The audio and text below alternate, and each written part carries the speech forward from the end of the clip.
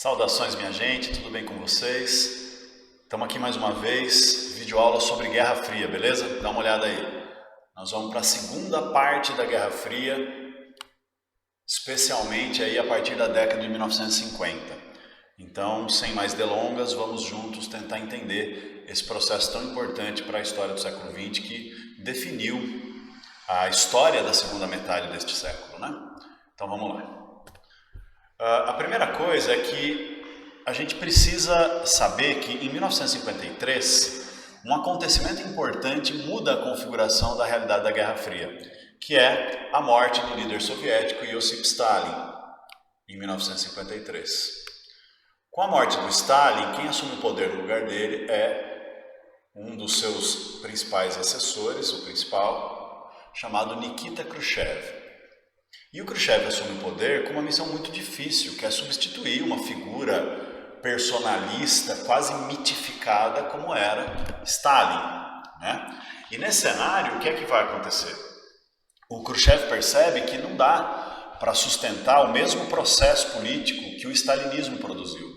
Aquela coisa de centralização do poder em torno da figura personalista do líder que guia o povo, que guia a revolução, que guia a construção do socialismo.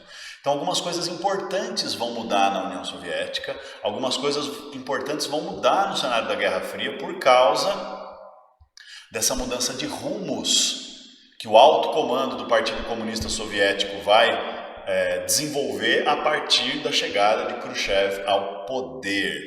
O primeiro momento importante que eu acho que a gente deve se atentar é esse aqui. Dá uma olhada comigo. Em 1954, dentro desse espírito de mudança de rumos que a União Soviética vivia após a morte de Stalin, lá na Hungria, que era um dos países satélites da União Soviética no cenário da Guerra Fria, né, um dos países membros do Bloco Socialista Europeu, se inicia um processo de reformas importantes dentro da construção do socialismo húngaro, reformas democratizantes, descentralizantes, que propunham diminuir o poder do Estado, a intervenção do Estado e o controle do Estado, da burocracia estatal sobre o processo político húngaro. E a resposta da União Soviética a esse suspiro de autonomia que a Hungria representou em 54 foi o envio dos tanques soviéticos, né, literalmente, para esmagar esse movimento de renovação e reforma dentro da estrutura do poder do socialismo na Hungria, mostrando, portanto, que apesar do fim do stalinismo, apesar das mudanças de orientação política que a ascensão de Khrushchev ao poder significavam, essas mudanças não podiam ser entendidas dentro do cenário da Guerra Fria, dentro do cenário do Bloco Socialista, como um processo de autonomização. Nem interno, ou seja, nem dentro da própria União Soviética, a desburocratização do poder, ou seja, a concessão de uma maior liberdade, um maior espaço de liberdade para o funcionamento da sociedade na União Soviética, e nem do ponto de vista mais geral, externo da Guerra Fria em si. Né? Os países satélites da União Soviética no cenário da Guerra Fria continuariam nessa condição, e a invasão soviética à Hungria é uma demonstração cabal disso. O fim do stalinismo vai relativizar um pouco e diminuir aquele processo de centralização do poder e personalização do poder, mas não vai acabar com a burocratização e o controle, a hegemonia da União Soviética sobre o seu próprio bloco dentro do processo da Guerra Fria. Então, gente, a realidade é que esse cenário que nós estamos tentando entender aqui, além desse cenário da década de 50, né, que nós estamos tentando entender como uma reconfiguração da Guerra Fria, além de ter essa questão da reorganização interna que a União Soviética vai passar, e eu vou falar disso aqui, a partir do 20º Congresso do Partido Comunista da União Soviética, não é apenas a questão da União Soviética, não é apenas a questão da reorganização do Bloco Socialista pós-Stalin, que redireciona as relações de poder e os conflitos da Guerra Fria. Há também um elemento muito importante, que é a chamada Conferência de Bandung. Normalmente, quando a gente vai dar essa aula, a Conferência de Bandung costuma ser discutida no momento de debater a descolonização da África e da Ásia.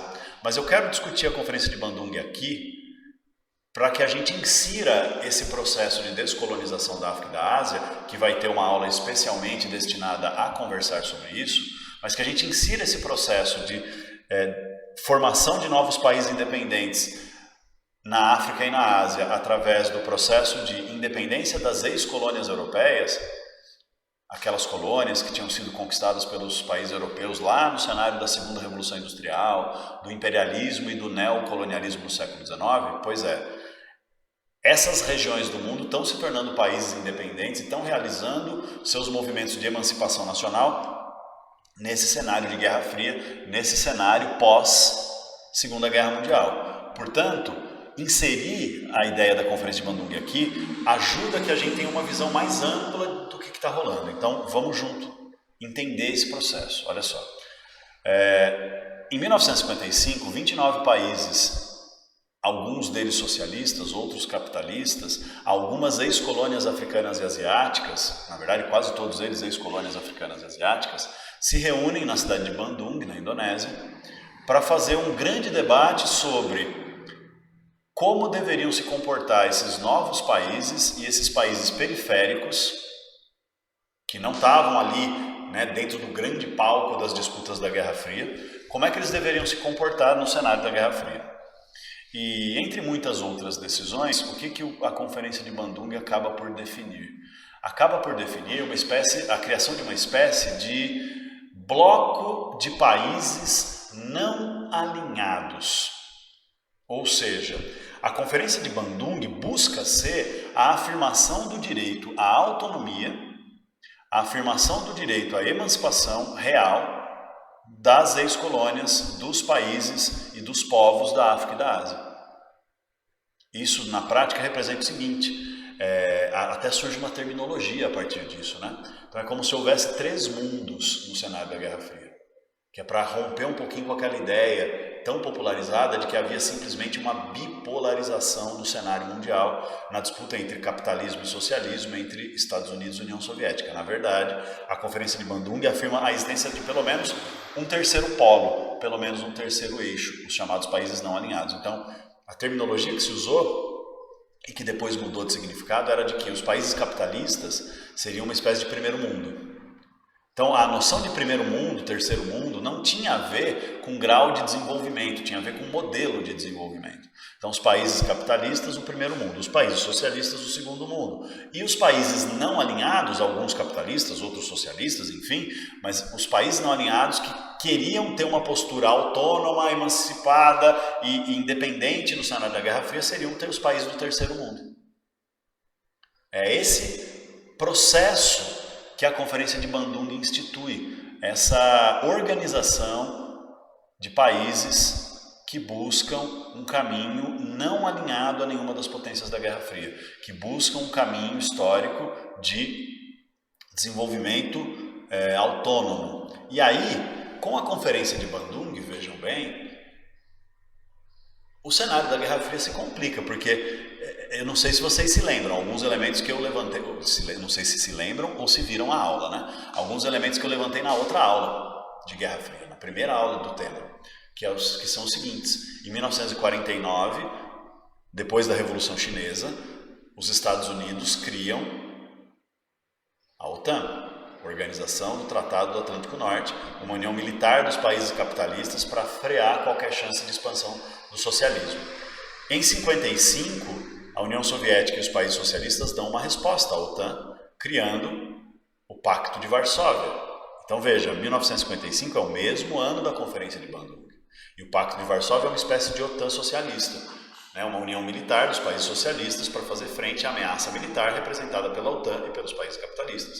Então nós temos uma Guerra Fria que está ficando quente. Nós temos uma Guerra Fria que está dando sinais de que esse conflito indireto, disputa econômica por hegemonia, que tem a ver com propaganda, tem a ver com ideologia, tem a ver com disputas indiretas, mas que podia, neste momento da história, dava sinais cada vez mais claros de que podia evoluir para uma escalada de conflito que levasse a uma guerra direta entre as duas grandes forças militares, dos Estados Unidos e a OTAN, da União Soviética e o Pacto de Varsóvia. E a existência da Conferência de Bandung só complexifica essa situação.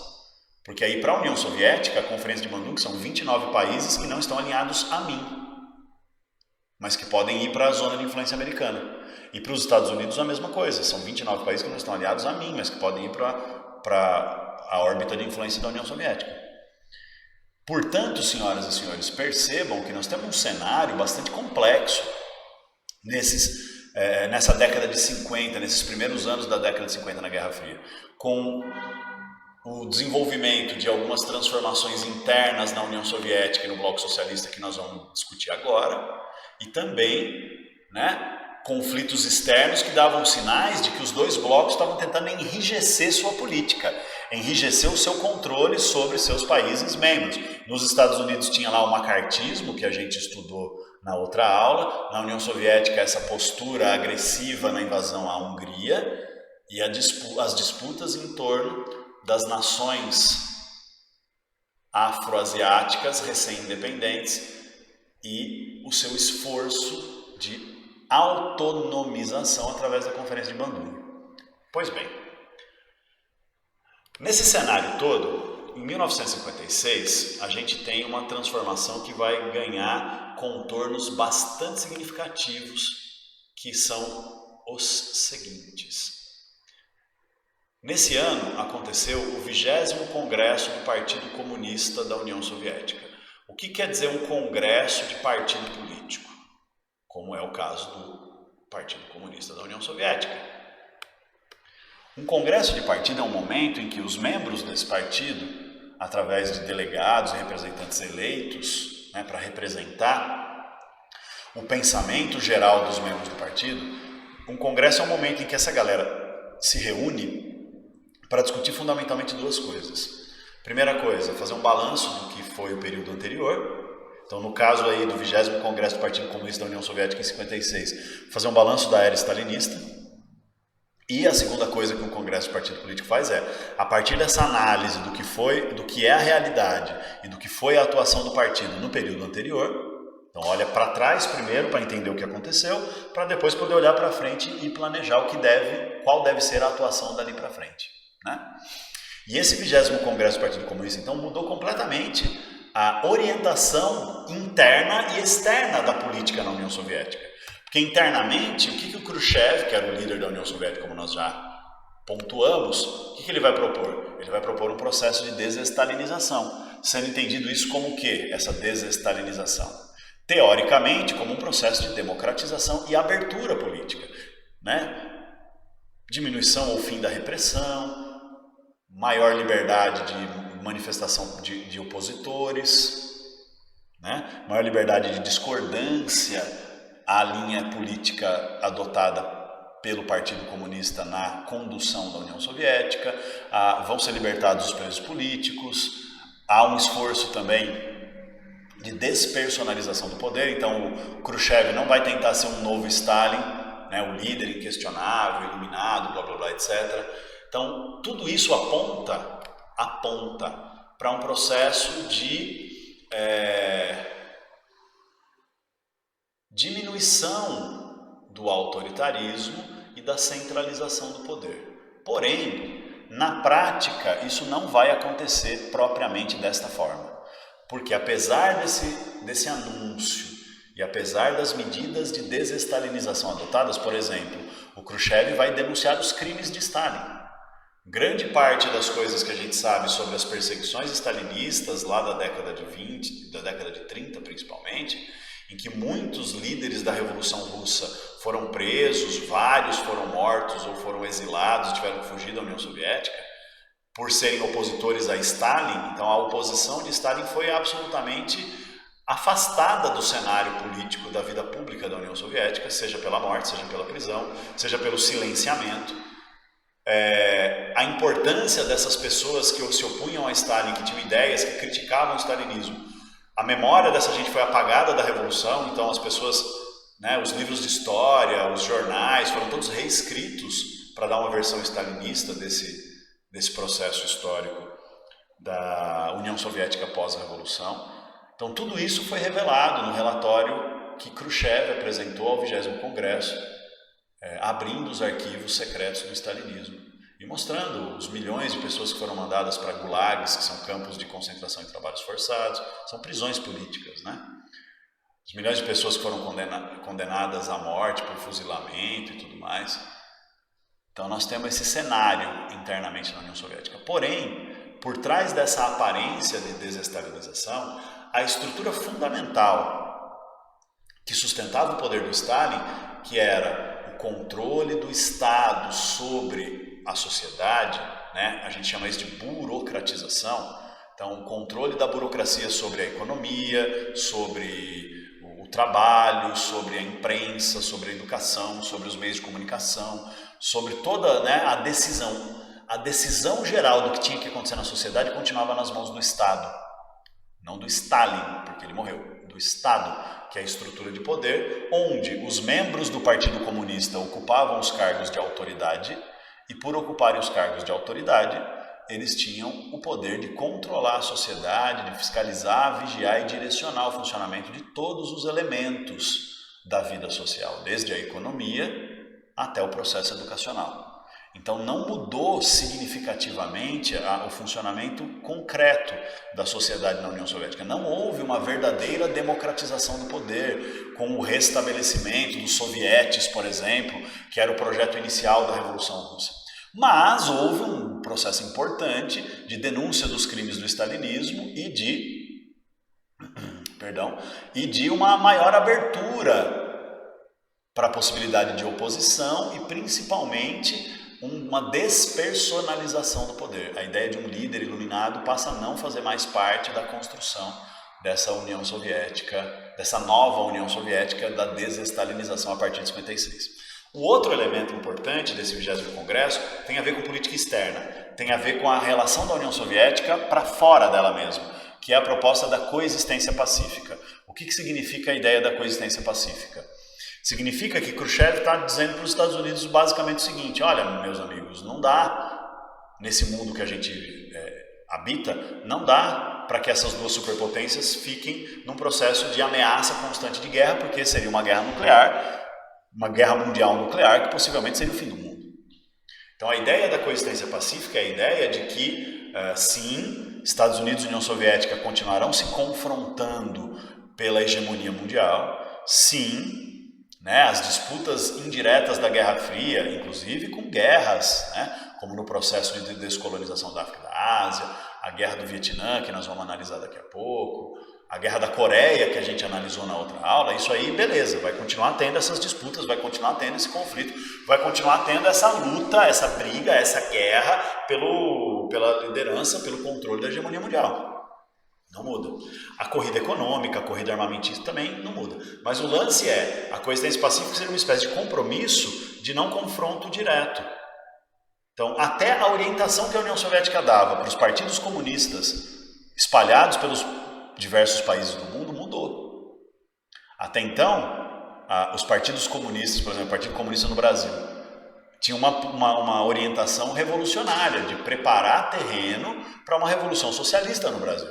Não tinha muito sucesso, porque era clandestino, porque era perseguido, porque tinha um monte de questões, um monte de limites como é que é a palavra?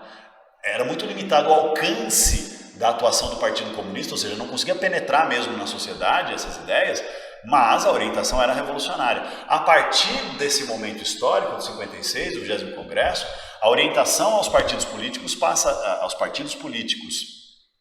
comunistas nos países capitalistas passa a ser de participar do processo democrático institucional formal, ou seja, ao invés de tentar organizar a revolução, organizar candidaturas para disputar eleições e fazer uma luta, uma construção de atuação política baseada no acúmulo de influência política pela via da institucionalidade, ou seja, de participar de eleições, de ocupar cargos no parlamento, de propor mudanças em leis, aquela democracia representativa que a gente conhece tão bem, porque a gente vive aqui no nosso país, né? Então, inclusive, vai ter um racha no Partido Comunista Brasileiro nessa época, né? Vão surgir dois partidos comunistas, que existem até hoje, inclusive. O PCB, Partido Comunista Brasileiro, que segue a orientação da desestalinização e da coexistência pacífica, e o PCdoB, Partido Comunista do Brasil, que não vai seguir essa proposta da desestalinização e da coexistência pacífica e vai continuar com a mesma política revolucionária e girando em torno da ideia dos líderes, dos heróis, né, da vanguarda e etc. Então é isso, quer dizer, é uma mudança de postura que vai levar, ou pretendia levar, a um resfriamento, vamos chamar assim, da Guerra Fria. Tudo bem? Tudo bem. Mas aí, pessoal, o que a gente observa? Que apesar de toda essa reconfiguração do conflito da Guerra Fria, a gente ainda tinha alguns elementos que eram muito fortemente estabelecidos desde o início, né? Que são aqueles elementos de disputa econômica, de guerra de propaganda, de espionagem, etc, etc, etc. Isso nos leva, veja bem, isso nos leva a uma realidade em que no bloco capitalista também algumas mudanças importantes estão acontecendo. E que mudanças são essas, né? As sociedades ocidentais capitalistas ligadas aos Estados Unidos viviam um processo de extremo otimismo. E otimismo por quê?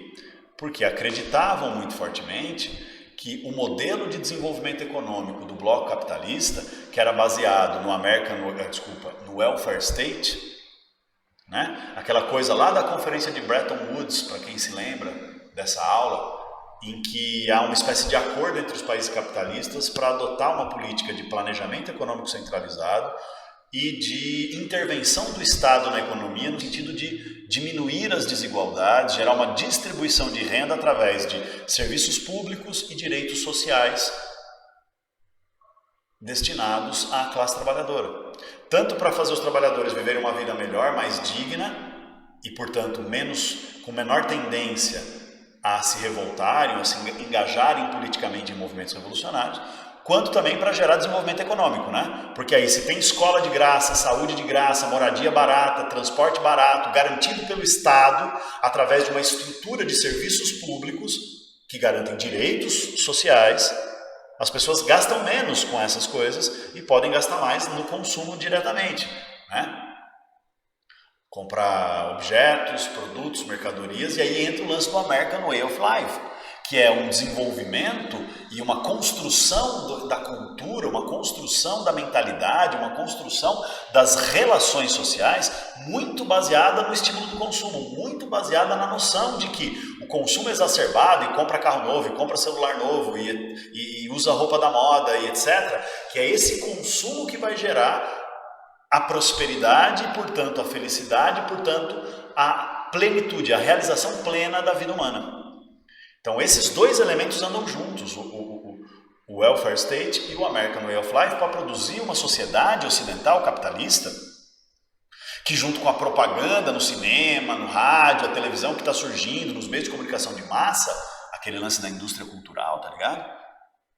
Então, com esse processo da propaganda, da padronização dos comportamentos, do desenvolvimento da moda, do consumismo do American Way of Life, junto com um projeto de distribuição de renda através do welfare state, que garantia salários, direitos, cobrando imposto das empresas para gerar serviços públicos acessíveis à população, tudo isso gera um ambiente de prosperidade e melhoria que faz com que as sociedades na Europa e nos Estados Unidos sintam esse capitalismo intervencionista, esse capitalismo de American Way of Life, esse capitalismo de welfare state, como uma espécie de anos dourados da história do mundo, porque acabou a Segunda Guerra Mundial, acabou o período da era da catástrofe, das guerras e do genocídio militar, e agora a gente entra numa era de pacifismo, apesar da Guerra Fria, apesar do medo, uma era em que não há um conflito mundial declarado e que é possível esse desenvolvimento, essa prosperidade toda. O que leva, inclusive, ao desenvolvimento do chamado Baby Boom. O que é o Baby Boom? Baby Boom é uma explosão demográfica que acontece nos países capitalistas, né? Muita gente fala em repovoar a Europa e tal depois da guerra, mas na realidade é que esse ambiente de otimismo, tanto nos Estados Unidos quanto na Europa, esse ambiente de otimismo por causa da propaganda, junto com o ambiente de euforia por causa do American Way of Life, junto com o ambiente de melhor distribuição de renda, acesso a serviços públicos, melhoria nas condições gerais de vida por causa do welfare state, por causa da intervenção do Estado para criar direitos, estimular o consumo, etc, etc, etc. Tudo isso está gerando uma sociedade que se sente muito realizada. E aí essa geração dos anos 50, né, final dos anos 40 e anos 50, que vivencia isso, vai produzir, literalmente, né, através de um processo de reprodução biológica, mas vai produzir uma enorme explosão demográfica, o chamado Baby Boom. Guardem essa ideia, guardem esse conceito. A geração dos anos 40 e 50 teve filho pra caramba, e essa geração Baby Boomer, que vai chegar à vida adulta ali por volta do final dos anos 60, começo dos anos 70, ela vai ter um impacto na história do mundo. Guardem essa informação. Mas então nós temos esse cenário da reconfiguração da Guerra Fria a partir dos anos 50. E aí, minha gente, o que é que vai rolar? Dá uma olhada. Opa, dá uma olhada nada. Vocês estão olhando para minha cara, né? Apertei o botão errado. Dá uma olhada aqui comigo. Parece que a Guerra Fria está andando dentro desses parâmetros da coexistência pacífica. Até que em 1959 vem a Revolução Cubana. E a Revolução Cubana vai alterar enormemente a correlação de forças no cenário dessa Guerra Fria. Porque ela vai ter um impacto como uma bomba no cenário. Vamos entender por que isso aconteceu.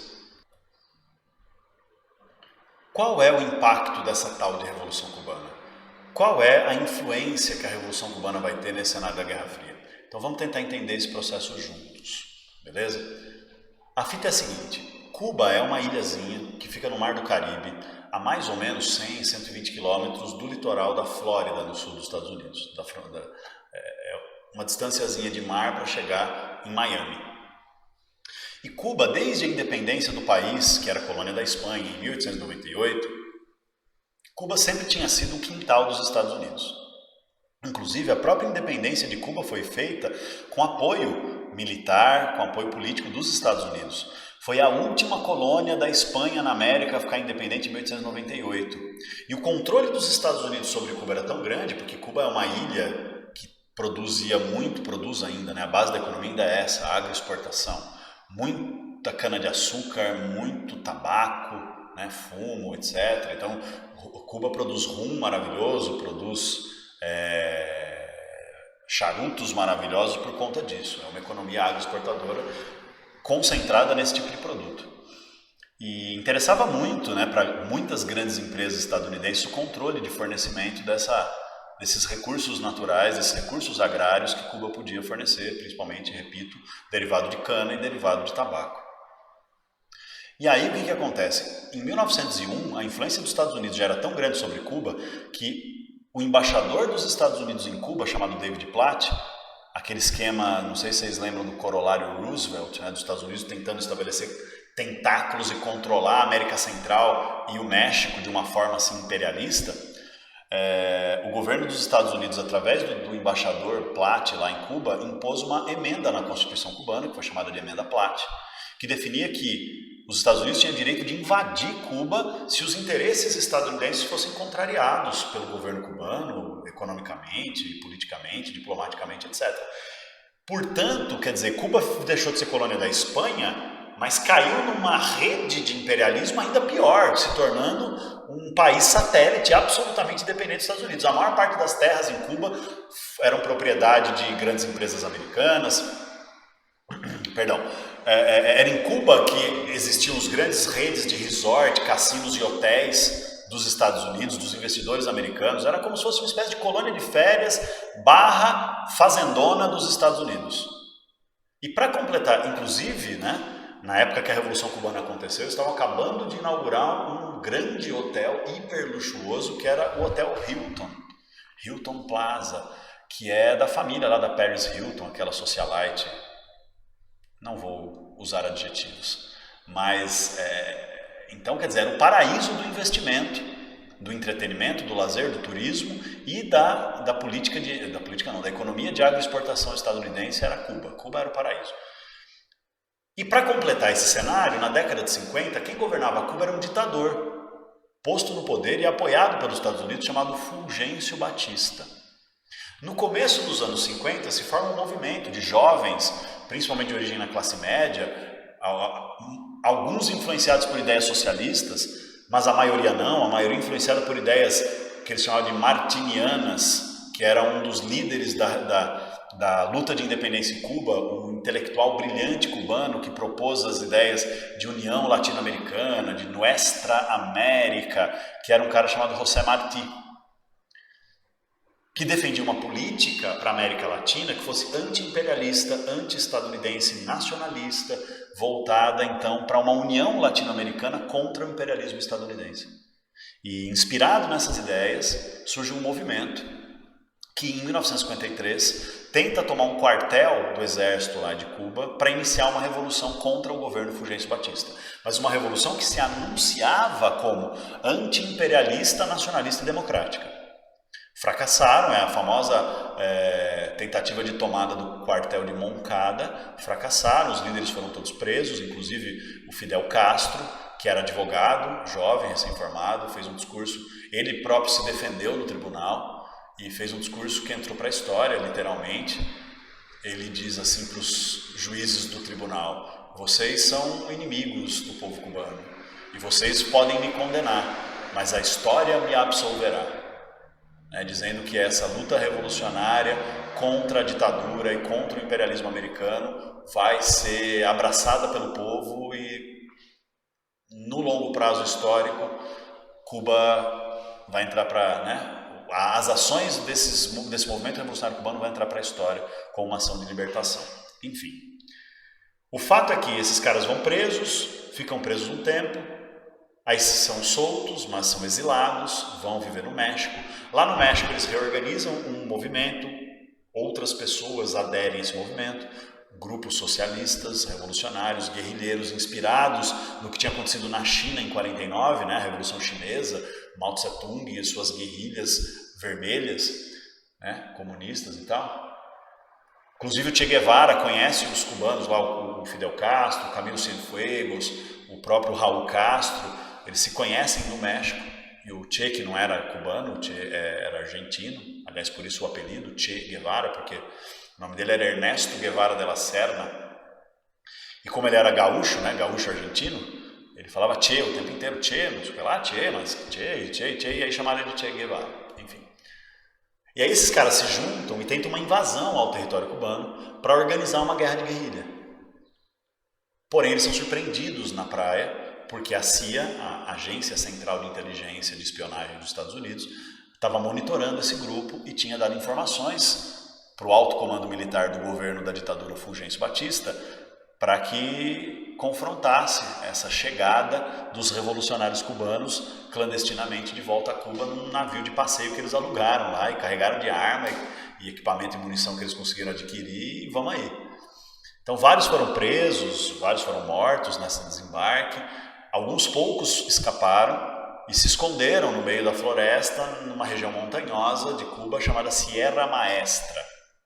E lá na Sierra Maestra eles organizam um movimento de guerrilha que começa a fazer contato com as populações camponesas que viviam nas aldeias ali na região. Começa a fazer o que a guerrilha faz, que é pequenos ataques estratégicos, táticos, ataca, sei lá, rouba munição do quartel do exército e volta a se esconder. E enquanto isso, entre um ataque e outro, vai fazendo formação política, vai fazendo contato com o povo. Então eles montaram uma rádio para transmitir mensagens e espalhar as ideias revolucionárias para a população daquela região. E o movimento vai se tornando cada vez mais popular, cada vez mais vai ganhando força, de focos de guerrilha com pequenos grupos. Vão se tornando um exército guerrilheiro revolucionário, com muitos grupos cada vez maiores, adesão em massa de camponeses, que vem na ideia da revolução uma chance de conquistar terra, reforma agrária, dignidade, etc. E esse movimento vai ganhando força até que, no Réveillon de 1º de janeiro de 1959, eles já tinham tomado as 3 principais cidades de Cuba, só faltava Havana, que era a capital. Então, no dia 1º de janeiro de 59, as forças revolucionárias lideradas pelo comandante Fidel e pelo comandante Guevara chegam a Havana. O Fulgêncio Batista foge para Miami, pede exílio nos Estados Unidos, junto com a maioria dos empresários cubanos que eram parceiros das empresas e dos investidores americanos, junto com os próprios investidores estadunidenses que estavam em Cuba naquele momento, e essa galera toda foge, e aí começa o governo revolucionário em Cuba. Isso, no cenário amplo da Guerra Fria, deveria ser tipo um cocozinho de pombo, sabe? Pouca relevância, mas não foi bem assim. Primeiro porque Cuba era historicamente quintal dos Estados Unidos. Segundo, porque Cuba fica muito perto dos Estados Unidos. Mas, porém, todavia, contudo, entretanto, no entanto, a Revolução Cubana não era socialista já na origem. A Revolução Cubana não tinha uma proposta de socialismo.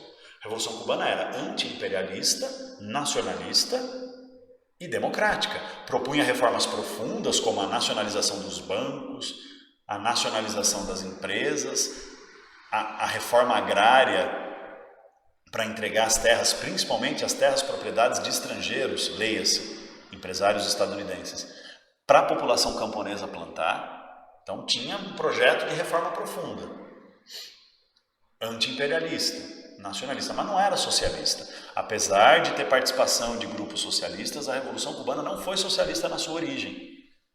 Havia uma disputa interna entre os imperialistas, ou melhor, os anti-imperialistas, que era o grupo do Fidel, que era efetivamente a galera que comandava a Revolução, e os socialistas, revolucionários, etc. Enfim, o fato é que, agora volta aqui para o esquema comigo,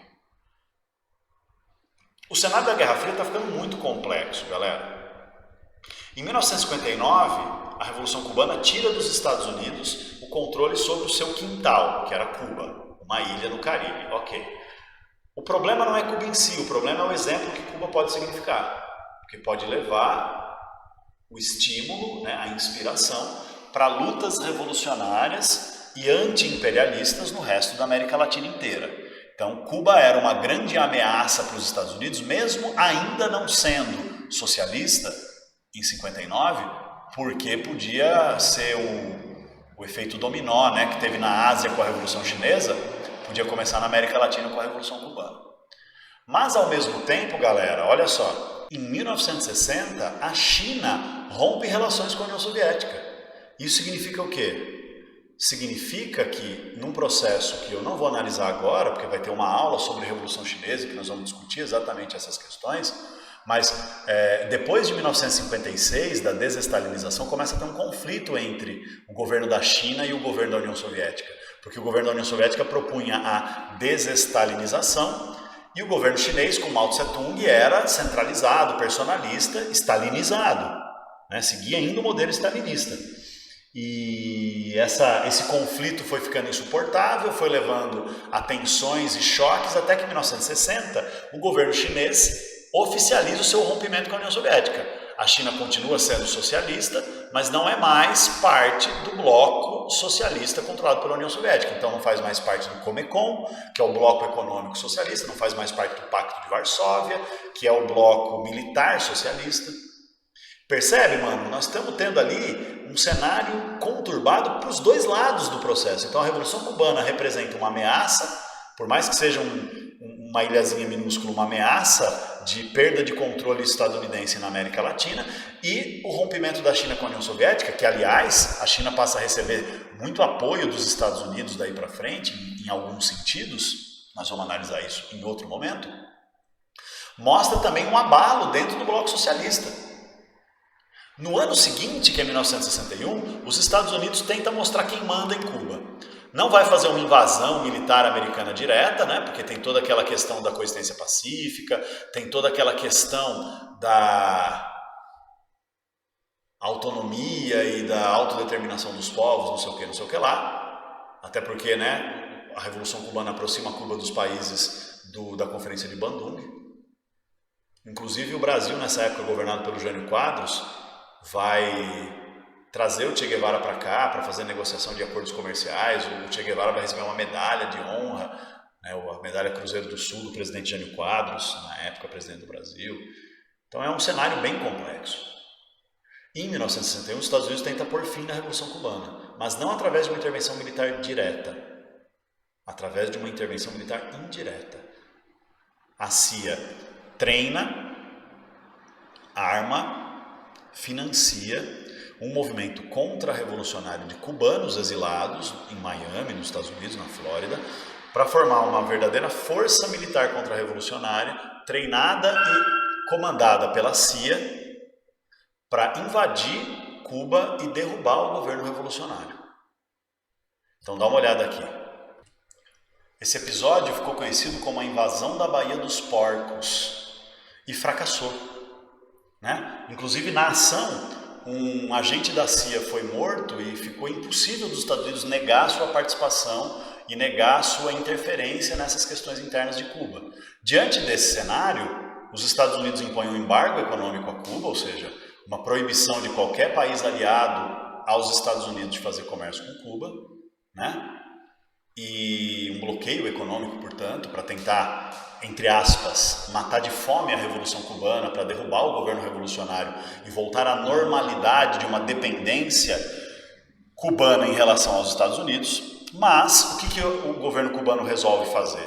Nesse mesmo ano, 61, percebe que vai ficar isolado economicamente, que vai ficar isolado politicamente, que vai ser desidratado, né? O regime revolucionário cubano vai ser desidratado pelo bloqueio econômico. Então Fidel Castro anuncia o caráter socialista da Revolução Cubana e a partir disso Cuba então se torna um país socialista alinhado à União Soviética, ingressa no chamado Comecon, ingressa no Pacto de Varsóvia, ingressa nas relações internacionais do bloco socialista e aí, Cuba vira uma espécie de pedra no sapato dos Estados Unidos daí para frente até hoje. Vira uma espécie de, literalmente, uma ilhazinha socialista no meio de um oceano de América Latina capitalista. E ali Cuba passa a ser um centro irradiador de apoio e de estímulo para todos os movimentos anti-imperialismo estadunidense ou movimentos guerrilheiros, revolucionários, socialistas, no continente todo, inclusive aqui na América do Sul. E esse é um elemento de desestabilização política, econômica, diplomática do até então inquestionável controle dos Estados Unidos sobre o continente. Isso que significa a Revolução Cubana enquanto um elemento geopolítico de reconfiguração das forças da Guerra Fria aqui na América Latina. Porque aí, a partir de então, os Estados Unidos vai adotar uma postura muito mais ativa e muito mais intervencionista, violenta, a partir dos anos 60, para evitar que o que aconteceu na Revolução Cubana se repetisse em outros lugares. Não é coincidência, não é à toa, não é por acaso que na década de 60 e na década de 70 nós temos uma onda de ditaduras militares apoiada pelos Estados Unidos em todos os países da América Latina, principalmente na América do Sul. No Brasil, de 64 a 85, vai ter na Argentina, de 76 a não sei quanto, vai ter no Uruguai, vai ter na Bolívia, vai ter na Colômbia, vai ter em tudo quanto é canto. Porque é exatamente isso, esse enrijecimento da política externa estadunidense diante da ameaça representada pela Revolução Cubana. Mas, porém, todavia, contudo, entretanto, no entanto, nada é tão ruim que não possa piorar. Se liga. Em 1962, essa situação que já era tensa atinge um grau de tensão assim inimaginável, que é a ocorrência da chamada crise dos mísseis em Cuba. O que é a crise dos mísseis, meu irmão e minha irmã? O negócio é estarrecedor. É basicamente o seguinte, para ser bem objetivo. A Guerra Fria também foi uma disputa de espionagem. Não daquele estilo 007, James Bond, sei lá o quê, mas de espionagem sim, espionagem industrial, espionagem científica, espionagem militar. E esse sistema de espionagem soviético descobriu que os Estados Unidos estavam instalando mísseis nucleares, mísseis na Turquia, suficientemente próximo das fronteiras da União Soviética a ponto de atingir alvos dentro da União Soviética. O que a União Soviética responde? começa um processo de instalação de mísseis nucleares em Cuba em 62. E aí o que rola? Os Estados Unidos falam assim, ei, vocês estão instalando mísseis nucleares em Cuba. Aí a União Soviética fala assim, mas nós só estamos fazendo isso porque vocês estão instalando na Turquia. Aí os Estados Unidos falam assim, não, nós é que estamos instalando na Turquia porque você está instalando em Cuba. E aí, mano, fica nessa briga, né, nessa disputa, e o fato é que as duas superpotências estão se armando até os dentes para destruir uma outra.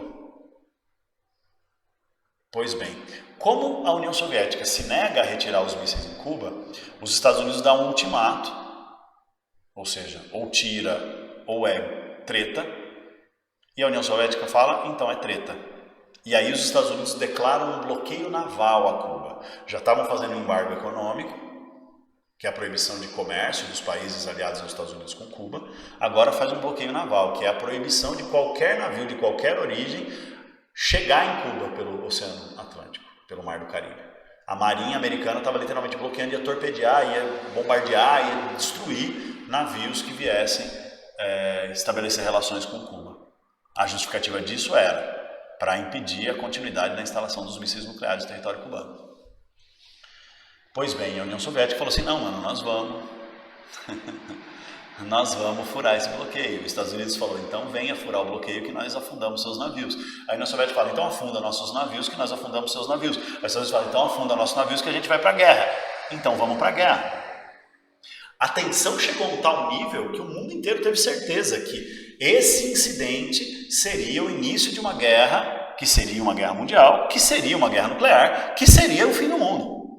A histeria do medo da guerra nuclear se espalhou de uma tal forma que em tudo quanto é canto, especialmente nos Estados Unidos, tipo no meio do nada, numa fazenda de milho no interior de, sei lá, Nebraska. Você tá ligado onde fica Nebraska? É no Corn Belt. Então, eu também não sei direito onde fica Nebraska. Eu sei que é no Corn Belt. Mas numa fazendinha lá no interior do Nebraska, os caras construíram um abrigo anti-bomba nuclear. Porque o medo de uma guerra quente, né, de que a Guerra Fria se tornasse efetivamente um conflito direto, passou a ser um fantasma possível no imaginário das populações do mundo inteiro. Não é à toa que nessa época começa a ter tanto filme de apocalipse, tanto filme de fim do mundo, tanto filme de zumbi, tanto filme dessas coisas todas aí, porque a perspectiva do mundo era essa. O medo de uma guerra nuclear, que quase aconteceu com a crise dos mísseis em Cuba. Não aconteceu por quê? Porque no último momento os dois governos recuaram, Khrushchev, que era o chanceler, o líder, o premier da União Soviética, e o John Fitzgerald Kennedy, que era o presidente dos Estados Unidos, os caras recuaram, fizeram um acordo, inclusive esse acordo incluía a construção, a criação de uma linha telefônica direta entre os dois governos, a chamada hotline, tipo um telefone do palhacinho das meninas superpoderosas com o gabinete do prefeito de Townsville, tá ligado? Mas era isso. Era um telefone no gabinete do presidente dos Estados Unidos, um telefone no gabinete do líder da União Soviética, para se houvesse situações como essa de novo, os dois negociarem diretamente, sem intermediação, sem um novo risco de uma nova crise dos mísseis. E aí, o que acontece? A crise dos mísseis, teoricamente, serve para dar uma resfriada no cenário da Guerra Fria. Sem dúvida nenhuma, deveria servir para dar uma resfriada. Inclusive, Kennedy e Khrushchev chegam a um acordo de efetivar realmente a coexistência pacífica, de efetivar realmente a necessidade de um acordo de não guerra direta, de não conflito direto entre as duas superpotências.